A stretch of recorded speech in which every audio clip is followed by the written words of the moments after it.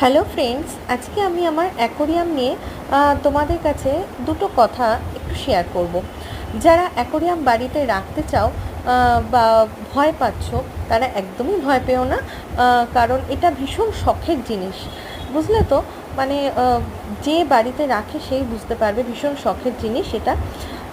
আর আরেকটা বিষয় হচ্ছে, অ্যাকোরিয়াম যদি সিম্পল পদ্ধতিতে রাখতে চাও, অ্যাকোরিয়ামে যে মাছগুলো কমন সেই মাছগুলোই তোমরা রাখার চেষ্টা করবে, ঠিক আছে? আর সব মাছের সাথে কিন্তু সব মাছ থাকে না। অনেকে ভাবো যে দোকানে যাও, যেটাই পছন্দ হয় নিয়ে চলে আসো, তারপরে দেখা যায় একদিন দুদিন পর কিছু মাছ মরে যায়। এটা করো না। তোমরা সিম্পল মাছ রাখতে পারো, যেমন গোল্ড ফিশ, এই নামটা তোমরা অনেকেই শুনে থাকবে। গোল্ড ফিশ মাছ তোমরা রাখতে পারো, আর তার সাথে এই যে কালারিং উইডো ফিশগুলো আছে না, এগুলোও তোমরা রাখতে পারো।